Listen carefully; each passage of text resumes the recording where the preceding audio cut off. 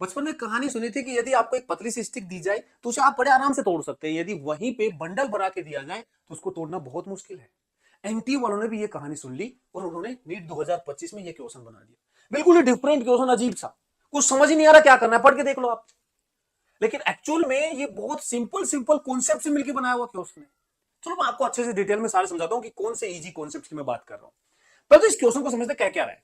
बोला कि जो इलेक्ट्रॉन यूनिफॉर्म मैग्नेटिक फील्ड में जब सर्कुलर मोशन करता है तो उसके सर्कुलर मोशन में उसका जो फ्लक्स है वो क्वांटाइज है, वो कुछ NH/E है। तो बताओ इस इलेक्ट्रॉन के मोशन के ग्राउंड स्टेट में सबसे लोअर ऑर्बिट में जो है उसकी मैग्नेटिक मूवमेंट क्या होगा। क्या बोल रहा है?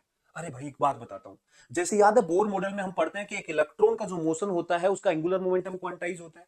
वहां एंगुलर मोमेंटम क्वांटाइज है, यहां उसका फ्लक्स क्वांटाइज है। अब इसको अलग अलग स्टिक्स में करते हैं, क्या वो बारीक बारीक स्टिक है या नहीं। यदि मैं आपसे पूछूं कि magnetic flux uniform magnetic field में क्या होता है, आप कहोगे मैग्नेटिक फील्ड इनटू एरिया।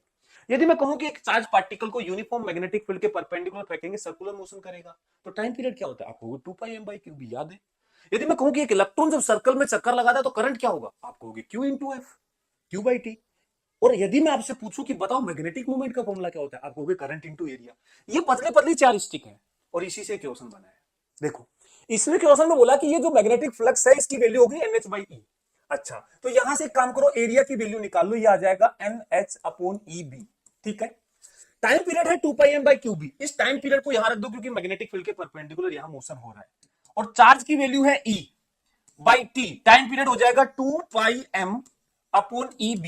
ये आ गया हमारा करंट। तो मैग्नेटिक मूवमेंट क्या होगा, करंट इंटू एरिया। तो ये आ गया E/EB/2πm।